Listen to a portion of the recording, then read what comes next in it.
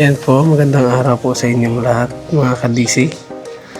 Gusto ko lang po i-share sa inyo yung gawa kong laminated, one side laminated plywood na mga kabinet, hanging kabinet at sa kabinet sa ilalim ng lapabo.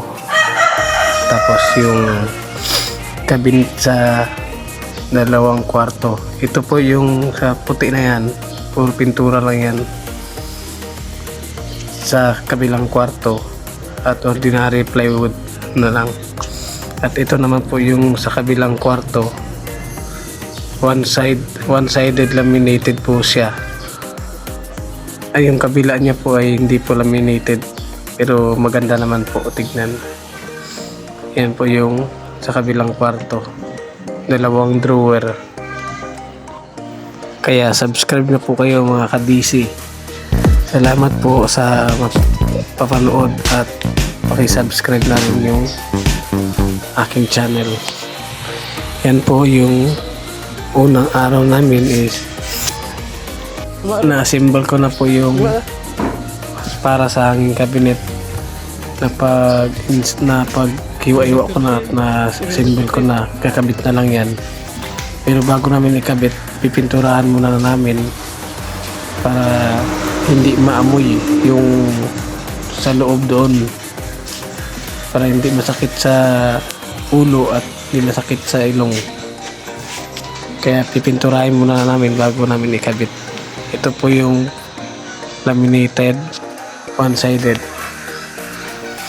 After po mapinturahan doon sa may labas ng pang enamel, flat wall enamel, ay pwede na po tayong gumamit ng semi-gloss na latex para hindi na po siya maamoy dito sa loob pagkatapos po ikabit. Yan po mga ka-DC yung ginagamit ko lagi, na kapag mga ordinary plywood lang ginagawa ko po ay pipinturahan ko muna ng flat wall enamel o di kaya lacquer primer kung ano gusto mo na pang primer. Then yung finish niya po is kahit semi-gloss na lang na latex na lang ay pwede po, para hindi po siya maamoy, mawala agad yung amoy niya na flat wall. Kaya yung ginagawa ko, yung pag nakabit ko na, pinipinturahan ko na lang siya ng semi-gloss latex para wala na po siyang amoy.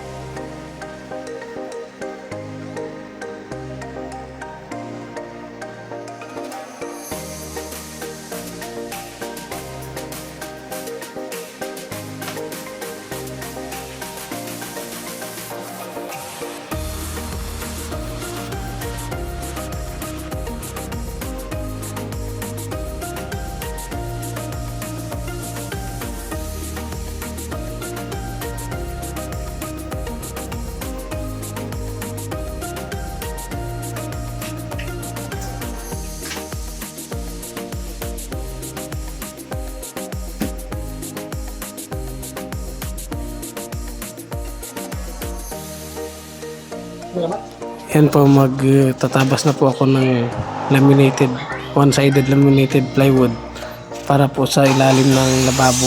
Pinto lang po yung sa ilalim ng lababo. Tapos division po. Yan po yung ginagawa ko. Mano-mano kong kakatingin ng circular. Dahil wala po akong table saw. Wala pa pong budget pambili ng table saw. Kaya mano-mano circular lang muna.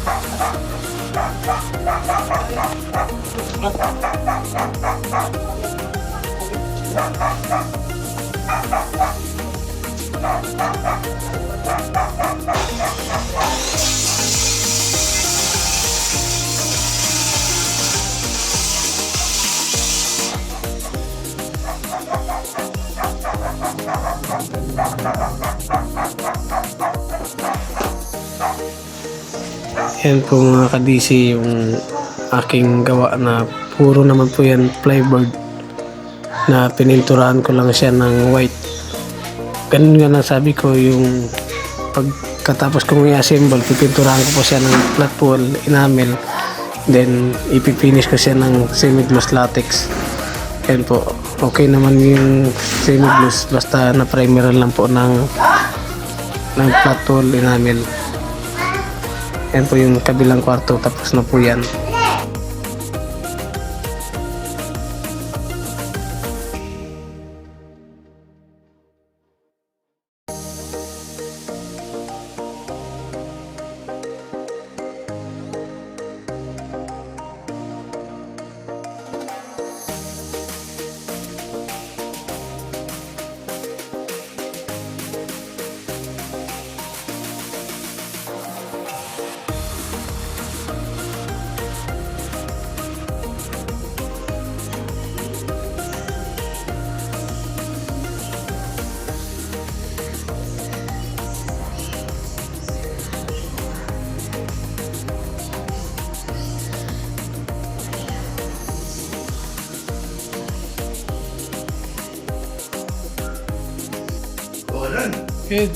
Yan po mga ka-DC.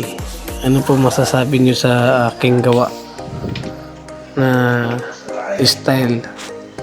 Ano po masasabi nyo, dahil ano po sa tingin nyo na comment nyo na lang po kung ano sa tingin nyo, kung maganda po ba. Kung nagugustuhan niyo po yung video ito ay paki-like naman po ng video at i-subscribe ng aking YouTube channel. Salamat po. Maraming salamat.